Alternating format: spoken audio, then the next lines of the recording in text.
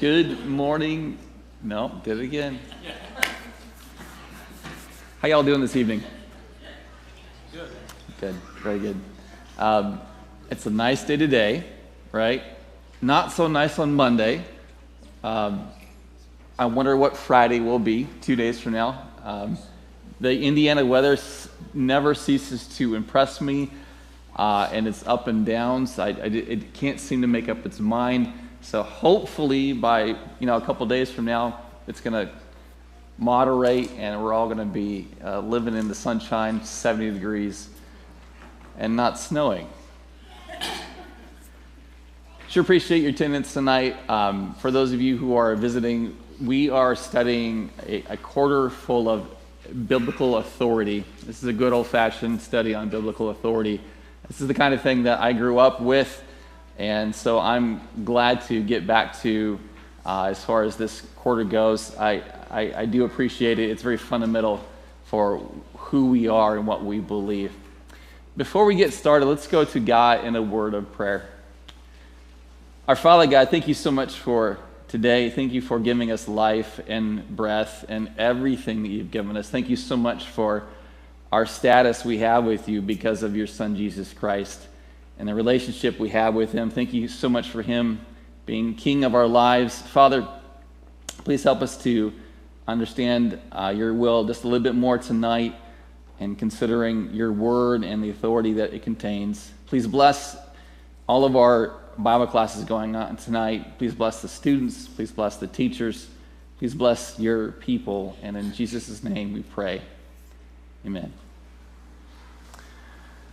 All right, we are on study number 4, chapter number 4. We'll be looking at page 20 in your books. And so if you want to open up your books, we'll be looking at page number 20.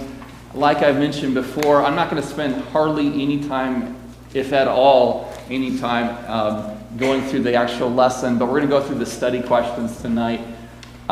This week's lesson I thought was special. I really enjoyed it because it's a different way to look at Bible authority than we perhaps typically do, but it's also a very needed way to perceive what's going on with Bible authority. All right, let's get into that first study question. You have it in your books. Upon what basis do we know that anything we read about history is true? And we're going to get to the question, should not the same standard be applied to the New Testament? But that first question is a really good one. Upon what basis do we know that anything we read about history is true? Okay, to kind of get this thing going, if you could go back in history and meet a character, man or a woman, just if you can meet someone and maybe have lunch with them or have a conversation with them or ask them questions or something, who would it be? Who would it be? Abraham. Abraham, all right. And I'm going to ask you the hard question, why Abraham? Abraham was a friend of God, and so Abraham was All right. seemed to be a wise man. All right, fair enough. All right, so we got one for Abraham. That would be a good one to meet. Who else? If you could meet anyone in history, who would it be? Yes? Rahab. All right, so we're definitely trending biblical history. Makes sense. We're at Bible class, okay? So, but you meet Rahab. Why would you meet and want to meet Rahab? How does she find courage to do what she Yeah. Commended as a woman of faith in Hebrews 11, right? We're going to see, by the way, we'll see her in heaven, and we'll be able to ask her a lot of things. If we're faithful. Who else would you want to meet in history? It doesn't have to be Bible history. Yes? A non-biblical person would be Abraham Lincoln. All right. Why him? He was just very wise. He was very wise and very influential in our country's history. All right. How about this side of the room? Y'all thought you're skating, right? They're just going to answer the questions for you. Who in history would you want to meet? Yes, sir. Jesus. Going back biblical. Okay, that's probably the ultimate answer. I love that 3 of these people that you mentioned, they're historical figures, and that we will have time, at least in my understanding of eternity, to go talk with them and speak with them. Like, yeah, Jesus, okay, and why would you want to meet Jesus? Because he knows all the answers. Yeah, he knows all the answers. That's very, very good. All right, here's another question for you guys. How do you guys know that these are real people and real characters in history? How do you know? Because Bible is the book of truth, so we believe the Bible. all right, so it's in the book of Bible. So it's right, all right. Bible's a book of truth. All right, good. Yes, sir. It's ultimately by faith, because we didn't live at the same time of any of the individuals that were mentioned. So it's going to take something other than our 5 senses to really accept that they're real people that lived in the circumstances that have been represented to us. So it's sometimes we don't think about even secular history is based upon faith. It's not based upon sight. And that sort of leads into where I think this lesson is headed. Yeah, exactly. So what we're thinking about or talking about is really a matter of faith, because none of us have seen Jesus. None of us have seen an Abraham or a Sarah. None of us have even seen like a secular figure like an Abraham Lincoln. But we all believe they were true people in history, right? So the question is, we haven't seen them, but we believe. What's the basis for our belief in these people? Yes. Written and physical There we go. evidence. All right. Yeah, that's what the book says too. So there is the written testimony of eyewitnesses. That's the first thing. And then there's, the book mentions that there's usually some sort of corroborative evidence, like historical evidence, archaeological evidence, something we can corroborate the testimony of that. All right, so I've done this before, but y'all believe that there's a Mount St. Helens, right? Has anyone ever seen in person Mount St. Helens? Raise your hand if you have. Just this guy. Okay. Jack has. All right, Jack has.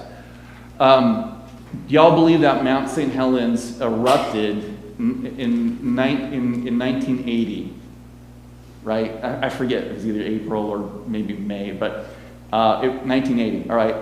Why do you believe that? You haven't seen it except for Jack. And Jack, did you see it erupt? Jack's never seen it erupt. So why do you believe that it erupted? Yes. It was all over the news. It was all over the news. And what'd you see on the news? Pictures of it. You saw pictures of it. Did you? And people reporting on There, it. right. People were there. There were reporters there. They were going I remember that part. They were going crazy, right? And they were telling you what they saw. It was documented. And so we don't have an issue believing that Mount St. Helens blew up. By the way, I have no issue with it at all because I actually saw it.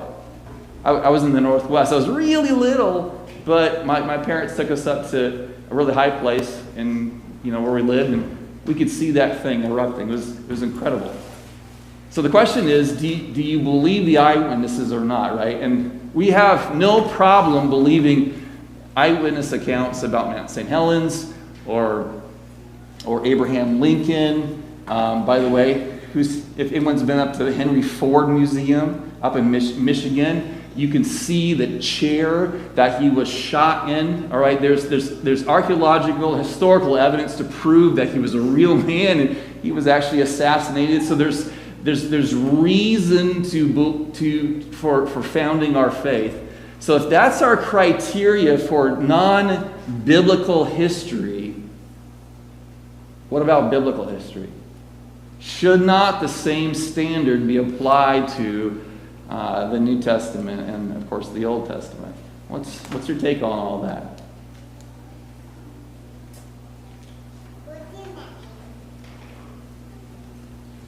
Yes, sir. There is still artifacts and relics left over from all the stuff that happened. Yep. Good. Yep. Yes, sir. Well, a lot of the characters that you read about in the Old Testament, David, all the kings and everything, they're written in world history too. Historians from Persia and Egypt and all over the known world at that time, I have written them into their histories. Good. We're going to get to in a few questions why people don't believe in this kind of thing, but all right. Sean, was your hand up? What I was going to say, even if you look around today, when you read the Bible, God's visible attributes are all around us, as Yeah. we talked about Romans. So when you see that, there should give the Bible credibility. And science helps validate there was a great flood. So all those evidences are there. It's just the mind of the man, whether he wants to believe Believe it or not. So the evidence is there. And think about Jesus. I mean, the Bible tells us that when he rose from the grave, he didn't just disappear into nothing. He appeared to many people, sometimes 500 people at one time, to provide proof of life. These people were eyewitnesses to his resurrection. Some of them got to touch him, not just talk with him, not just see him, but touch him. Others got to eat with him and to verify without a doubt that he really, truly was alive.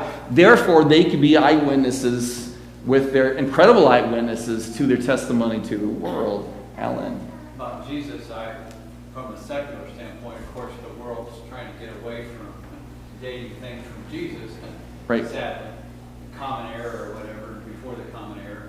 But AD and BC, long-standing ways of measuring history and when something occurred. How do you explain that unless Jesus actually lived, where people would date time itself from him? Very good. All right. So what the author of our workbook does then is he goes to examine the historian, the Greek historian, and Dr. Luke. Luke was he wasn't necessarily an eyewitness to all of these happenings, to all of them, but he did a really thorough job examining and cross-examining, if you will, the eyewitnesses who did see many of these things. All right, so question number 2 is to examine Luke 1 through 4. So let's read that. Let's open up our Bibles and read that. Who wants to read Gospel of Luke chapter 1, verses 1 through 4? All right. Give people time, just a little time to get there. I can hear some paper rattling. All right. Give people some time to get there. And then go ahead and read that section.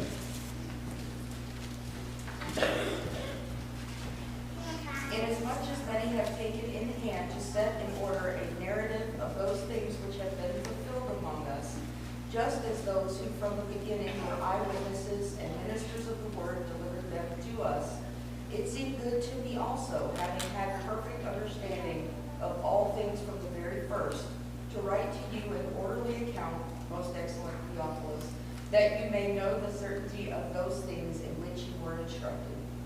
All right, so here's what we're going to do.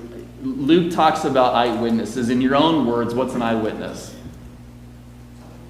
Someone who's there, right? Not someone who's heard about the situation, right?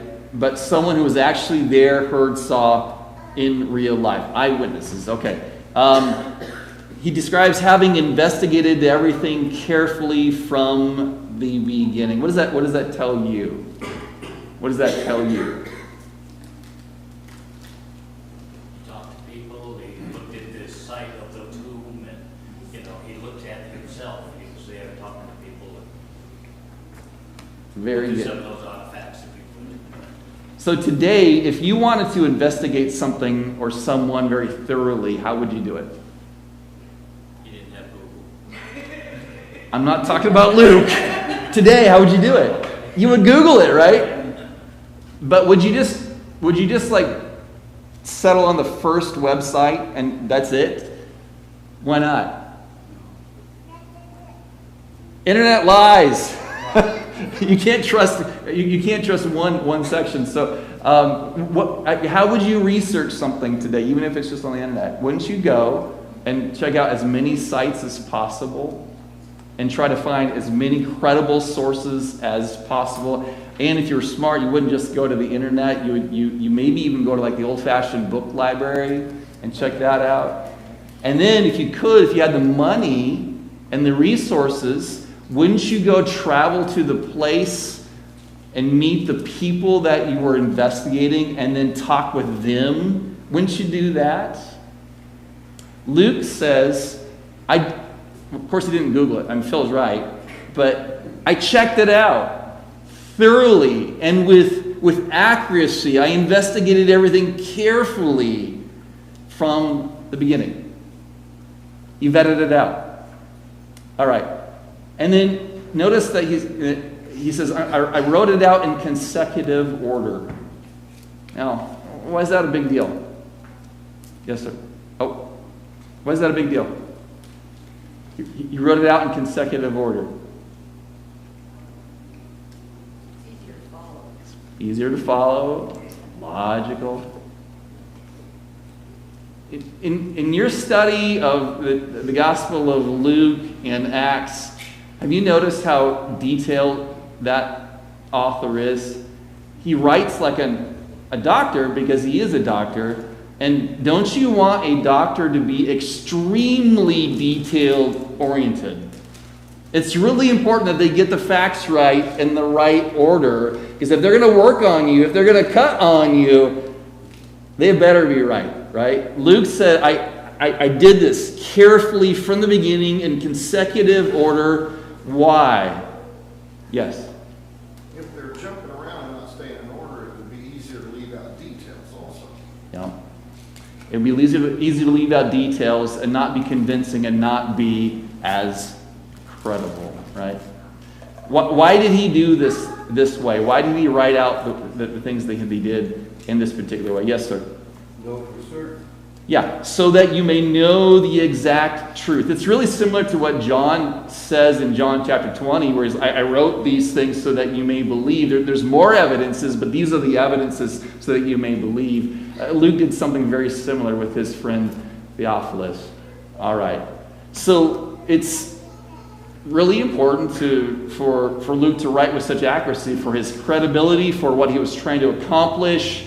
It gives us another document to look at to build our faith on and to be confident that our faith isn't blind. It comes from evidences. All right, yes, sir.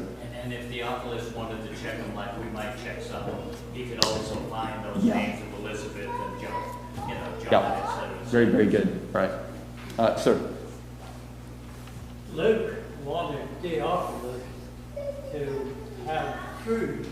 Maybe he was trying to teach this man, maybe he was just, he could have been, an authority too. Theophilus, the name. Right. I'm not worried authority. Yeah. So I think Wilson Adams did his job well because he wrote questions that lead us to the next question.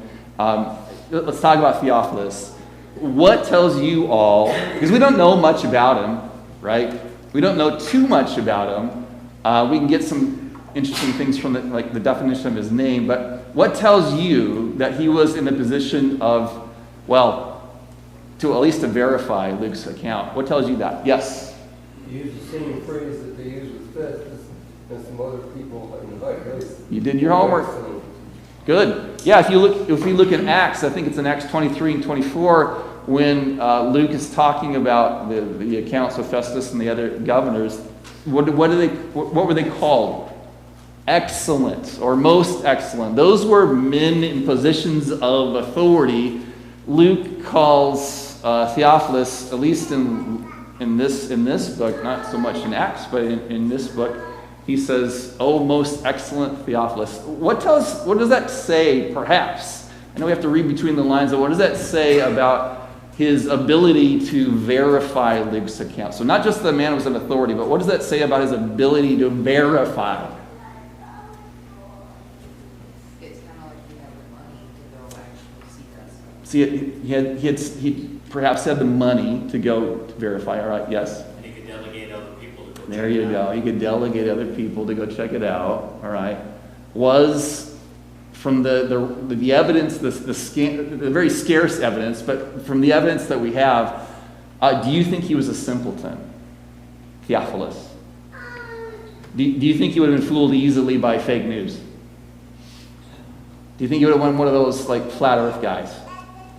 Oh, I probably shouldn't have said that. So, but no, do you think he would have been easily duped? No, he had the resources to go figure it out.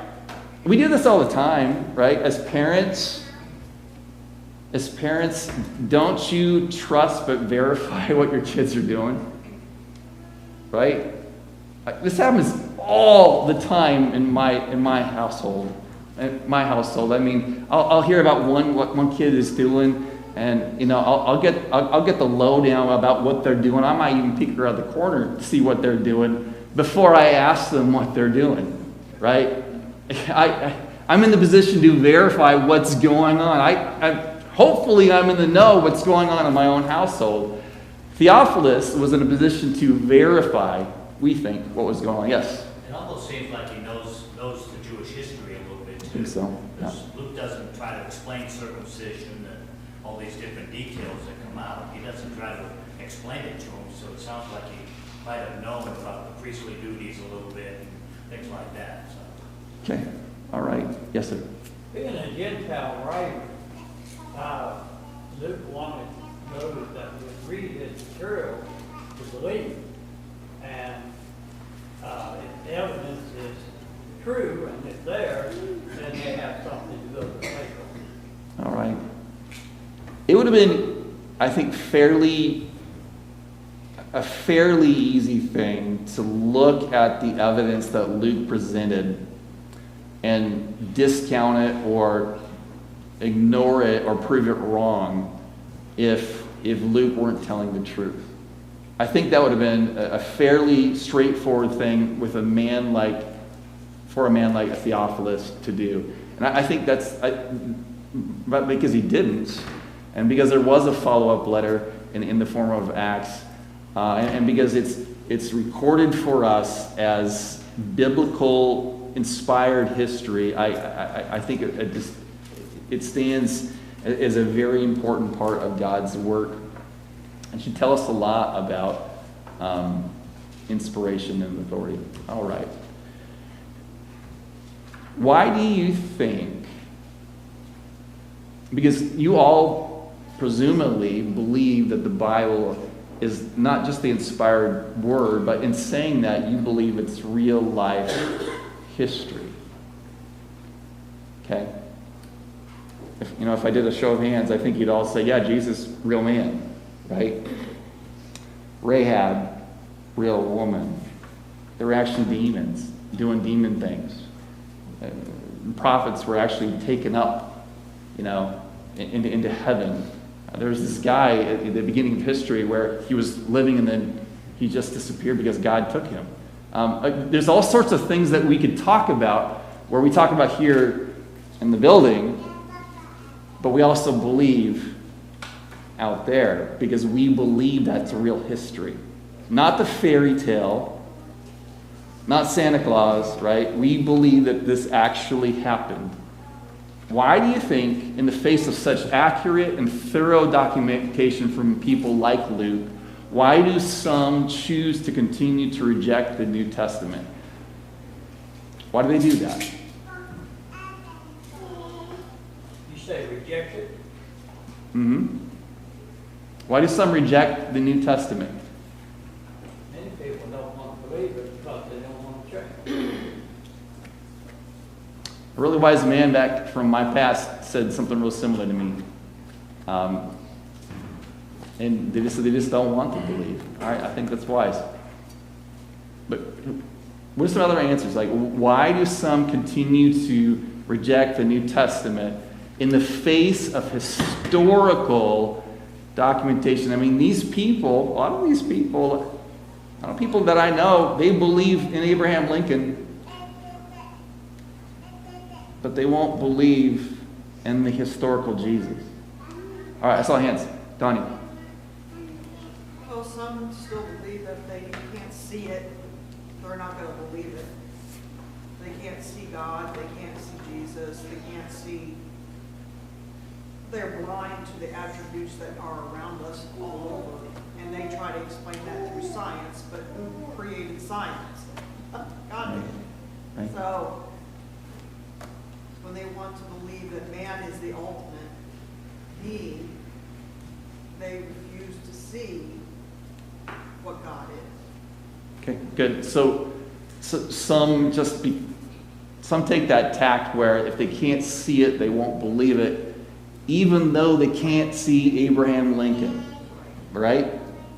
That's really the crux of it tonight. They believe in historical figures. Julius Caesar, believe in that guy. They believe in the historicity of the United States Constitution as a document. They believe it's a real document. And it's because even though they haven't seen it, they can probably go see it down where it's on the East Coast. But my point is, they believe in a lot of things that they can't see. They have no possible way to see, but they believe the eyewitnesses and they believe the evidence. But they won't believe in the historicity of the Bible. That's the head scratcher. Yes, sir. Abraham Abraham Lincoln and Julius Caesar doesn't affect their narrative. The Bible does. And if they can't weave that into their narrative, they have to reject it or it's going to mess them up. Dick, you're sounding like the preacher. Pardon? You're sounding like the preacher right in front of you. He said something really similar to that. He said, what Dick said, for those of you who didn't hear, is that if they do buy into the logic of what we're talking about, then they run into a problem with their life, and that means they have to change, and that messes them up. Sir. And another problem is that they're so-called believers that don't approach things that we're talking about tonight, and that messes with things too.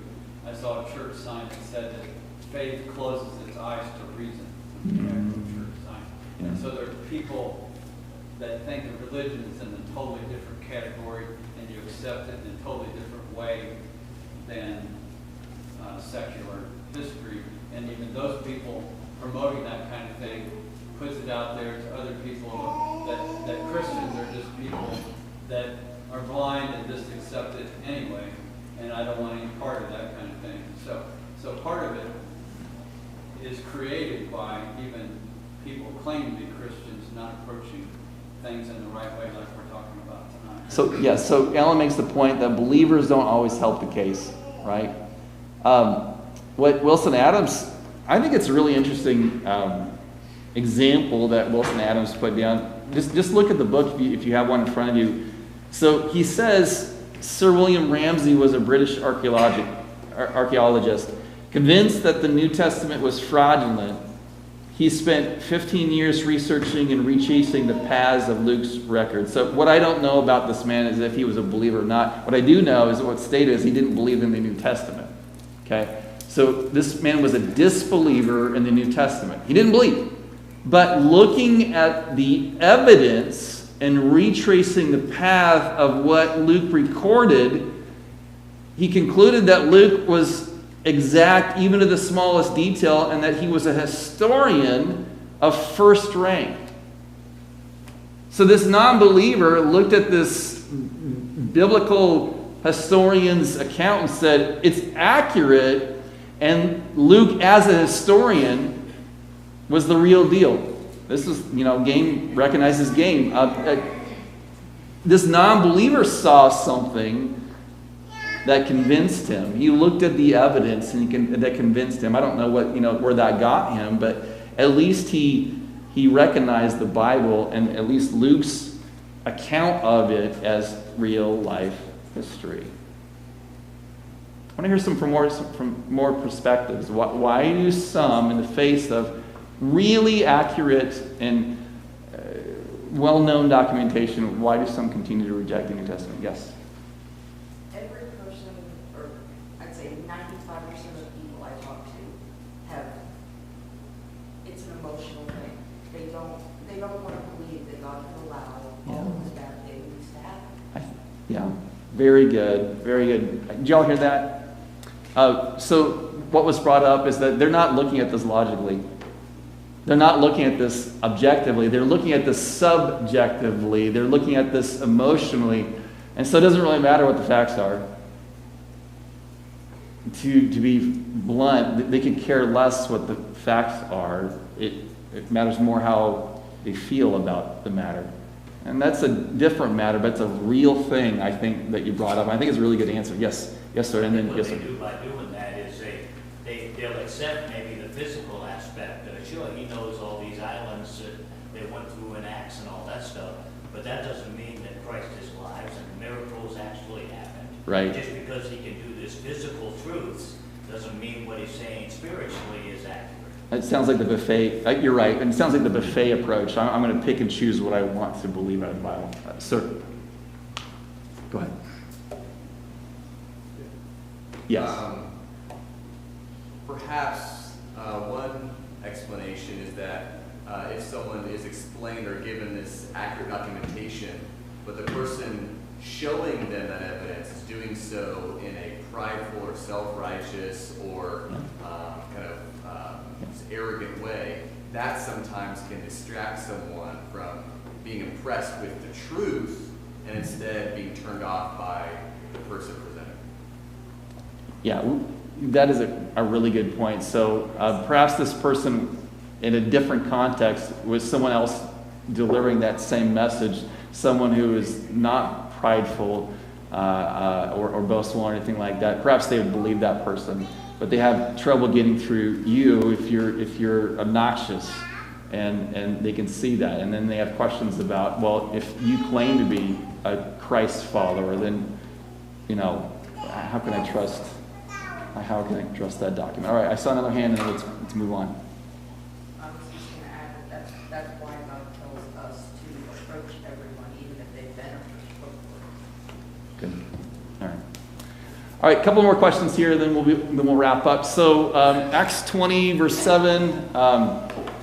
Let's do this. I think we have just enough time to do this. Let's get a read on this as well. Who wants to read Acts 20, verses 1 through 7?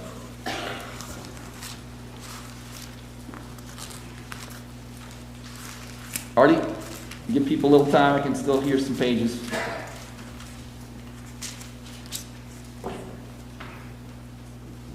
Go ahead. After the uproar ceased, Paul sent for the disciples, and after encouraging them, he said farewell and departed for Macedonia. When he had gone through those regions and had given them much encouragement, he came to Greece. There he spent 3 months, and when a plot was made against him by the Jews, as he was about to set sail for Syria, he decided to return through Macedonia. Sopater the Berean, son of Pyrrhus, accompanied him, and of the Thessalonians, Aristarchus, and Secundus, and Gaius and Derbe, and Timothy, and the Asians, and Trophimus. These went on ahead and were waiting for us at Troas, but we sailed away from Philippi after the days of unleavened bread. And in 5 days we came to them at Troas, where we stayed for 7 days. On the first day of the week, when we were gathered together to break bread, Paul, talking with them, intended to depart on the next day, and he prolonged his speech until midnight. All right, so Acts 20, verse 7 does not happen in a vacuum. It happens in a context. It happens in a historical context. I love what Wilson Adams does here because he points us back, if you read the book, he points us back to chapter 19. Chapter 19 was about the uproar in Ephesus. Ephesus was a real place with a real temple. In fact, it was a really cool temple. In fact, it wasn't just a really cool temple, it was one of the 7 wonders of the ancient world. It was also a place that's been well documented by scientists and archaeologists. Everyone believes that there was this temple. It was built to the goddess Artemis. Lots of trade and commerce happened there in this worship of this goddess. And then there was actually an uproar. Historical documents tell us that there was an uproar concerning a trade thing going on. And so all of this, there's a bunch of evidence to support Luke's account of history that happened with Paul getting into trouble and then having to leave that place. That's chapter 19. At the beginning of chapter 20, after the uproar happened, Paul has to go to different places. And then do you see all the detail that Luke gives on his travel route, basically? He gives us times and dates and timelines and how he spent 3 months and the plot was formed. So he had to go out from the Jews, set sail for Syria. He went to Macedonia. These are real life places you can look at either on today's map or the map of the ancient world and verify that they actually happened. The point is, this all happened in history. History that can be verified. So by the time we get to verse 7, which starts talking about what the brethren did on the first day of the week, they gathered together to break bread. And that's when we start talking about doctrine and how we need to emulate that, right? Wilson Adams' point, I think it's a great point, is that these two things are intertwined. We can believe with utter surety and confidence that this is the stuff of the will of God. This doctrine is true doctrine and sound doctrine and doctrine we need to be following. One of the reasons we can believe in it so strongly is because it's wrapped up with the historical evidence that we also believe so very strongly. Do you see that point? That's why this lesson is called historical confirmation and doctrinal certainty. We believe in historical places and people.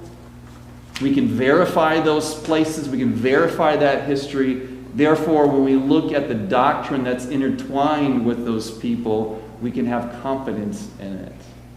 Yes, sir. Another aspect of this is the we verses.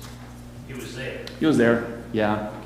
Yeah. We can believe it because he was actually there. Yeah, I think he wasn't before. That's a great point. That's a great point, Phil. I mean, if you've ever studied the book of Luke, you'll notice that there is a transition in which he starts using the word we, and that lets you know that he was there, at that place and in that time and with those people. And because he was there, he too was a witness, and sometimes even an eyewitness to the things that happened. If we trust Luke, we can trust Luke's words. Sir?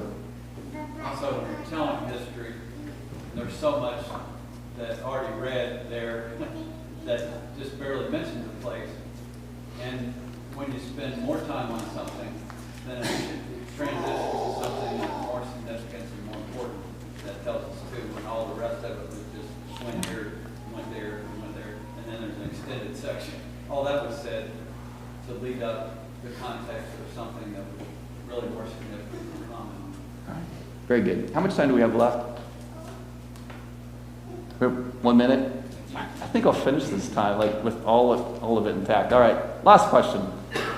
We believe Luke was exact, and he was not a man to just write words down flippantly, right? So, was his observation about the plurality of elders in a local church, was it merely an oversight? What's you guys' answer to that question? Short answer is no. Short answer is no, but why? Why do you say that? Because of all his accuracy. There's no way you would have just, there was only one guy there, but there really was three, et cetera, et cetera. So today, when we consider how many elders should be in a local church, and if there's just one, or if there needs to be a plurality of elders, we can point to a scripture like this and say, this matters, this is evidence, this is doctrine, and doctrine that's supported by the accuracy of Luke's record.